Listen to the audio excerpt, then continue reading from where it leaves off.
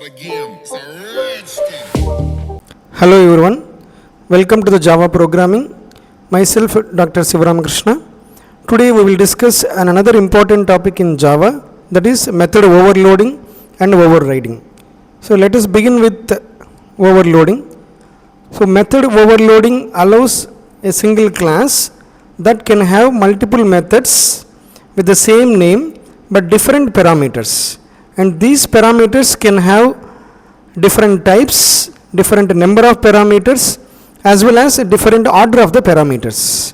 So what is meant by the method overloading? You are creating a single class. Let us say you are creating a class. Within the class you are creating multiple methods. Say that these methods are going to have the same name, but where is the change? You can have multiple parameters, different parameters you can create, right? And coming to the method overriding occurs in a subclass. That means you already have a parent class or superclass. Now you have inherited the parent class and creating the subclass that provides a specific implementation for a given method. The method is already defined and created in the superclass, and here you want to improvise the method. You want to add more functionality to the method which is already created in the superclass. So that means the method already defined in the superclass. The overriding method in the subclass must have, must have the same name, same number and same type of parameters, which means you cannot violate the signature of the method while updating the method in subclass. That is, the method already defined in the superclass, and now you have inherited that superclass in the subclass. You want to improvise the method functionality.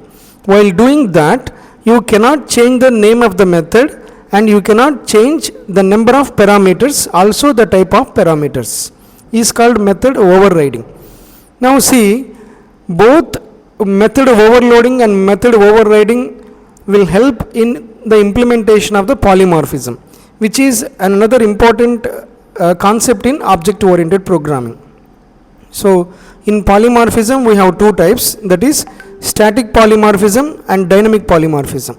So this method overloading, where we can find this method overloading in the use case, that is it is from a compile time polymorphism, also known as a static polymorphism. While creating the static polymorphism, we can use this method overloading. Whereas coming to the method overriding, this helps in implementing the dynamic polymorphism or runtime polymorphism. So the specific method to be executed is determined at runtime based on the actual object type. So you are creating the object from the superclass or subclass. Based on that, you can experience this polymorphism. Now coming to the inheritance requirement.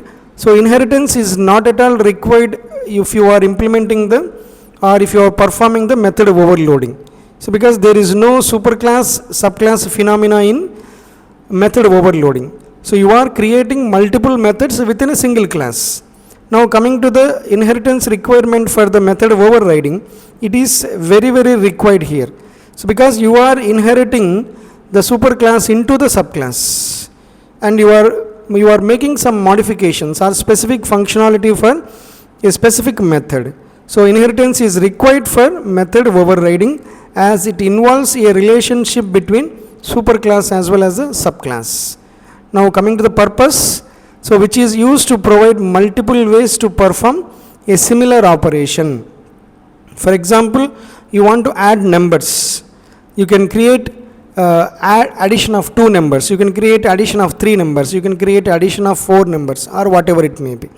So that is same operation with the different parameters, right? And now coming to the method overriding, which is used to change or specialize the behavior of an inherited method in the subclass, providing a more specific implementation which is not present in the superclass. Remember, we use this symbol at and the keyword override. If you are trying to perform override, the existing method which is already implemented in the superclass. Now let us see a simple program for method overloading as well as method overriding. So take this example. Here we are creating a class called calculator with the signature public. Now I am creating a method called add. Of course the signature of the method is public int. Now this method takes two parameters of integer type, that is int a comma int b. What the method will return? This will return a plus b. Now I am creating the same method with the same signature. See here public int add, here also I am doing public int add. This time the method takes the parameters like int a, int b, int c. That is three parameters this time. So this will try to return a plus b plus c. Got it? Now let us have the same method add, that this time it is going to be double. So this takes different parameters, that is double a comma double b. What it will return? Also it will return a plus b. Got it? Now let us take the parameters, the combination of both integer and double. The same method, it is again add. This time it will take the parameters as one is of the data type integer, the other is of the data type double. Also the method will perform return a plus b. So here we are within a single class. What is a single class? Calculator. We are creating multiple methods. How many methods we are creating here? 1, 2, 3, 4 methods are created here with different parameters. So the first method will take the parameters like int a comma int b. Second parameter will take second method, that means with the same name. The name of the second method is also same, that is add. It will take 3 parameters. Again there is one more method with the same name, that is add. This time it will take the parameters as double, a comma double b. Fourth method of the same name, this time it will take the parameters as int a comma int b.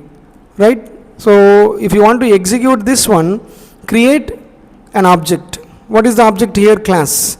How can we create the object? From the class name. What is the class? Calculator space calc. I am creating the object called calc using the keyword called new, calculator of. Right? Now you try to give different parameters as input to the methods. So let us say calc.add of 5 comma 10. This will perform addition of two numbers. Calc.add of 5 comma 10 comma 15. This will perform addition of 3 integer numbers. So this time the third one, calc.add of 2.5 comma 3.5. This will add addition of 2 double values. The fourth exercise, I can say calc.add of 10 comma 4.5. So where it is an addition of integer 10 and double 4.5. Accordingly it will produce the output. Okay. Now let us see the example for method overriding. Here I am creating a simple animal class, considering this as a parent class. Here we are trying to perform inheritance. So what is the parent class here? Animal. This has only one method, that is make sound. So what it will do? It will print animal makes a sound. That's all it is there.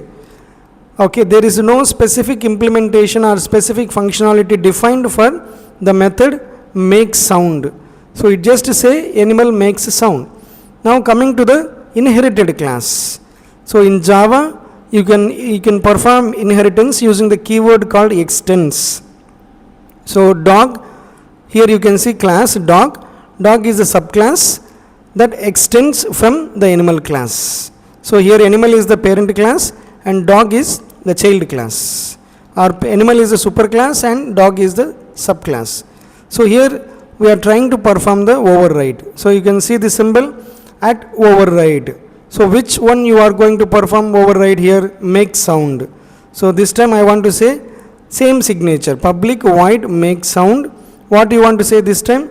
Dog barks. Right? So since you are creating a dog class which is extended from the animal class and you want to say that dog barks. I am creating one more child class again from the parent class animal, that is cat extends animal, use the symbol that is at override, and now I want to improvise the method make sound, that is public void make sound. So this time you want to say cat meows.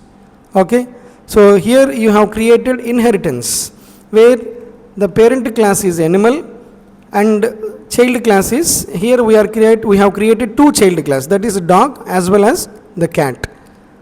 Right now here you have the specific functionality for the method make sound. So in the parent class we said it is animal make sound, and in the subclass we said it is dog. If it is dog you said it is barks, if it is cat you said it is meows. So to test the functionality of this program, you create a main method called method overriding example. This is the main method. With this you are creating an object. So what is the object? Generic animal. I am creating one object with the parent class called animal. With the parent class animal we are creating an object that is generic animal. Right, what it will print? It will just say animal makes sound. Now similarly I am creating one more object, that is animal dog. Animal dog equal to new dog. So here I am creating an object dog from the animal class, and I am using this dog dot make sound that says it is overridden method that will say dog barks. Similarly I am creating an object called cat from the animal class, and I am calling the method from the cat class, that is cat dot make sound. So what it will print now? This will print cat meows. So this is the simple illustration for overloading. So in summary, so in this lecture we have seen two important topics in Java, that is overloading and overriding, and we have seen the comparison between overloading and overriding. So we said both are useful for implementing the polymorphism, whereas overloading is for implementing the static polymorphism and overriding is for implementing the dynamic polymorphism. And the other one is inheritance is very required in the implementation of overriding, whereas overloading is happening within a single class. Thank you. It's not a game, sir.